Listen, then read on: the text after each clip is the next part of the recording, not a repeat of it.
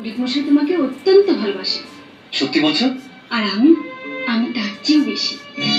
আমায় যদি ভালোবাসো ও বিজয় জীবন করব দান গো শোনো বিজয় বিজয় গো।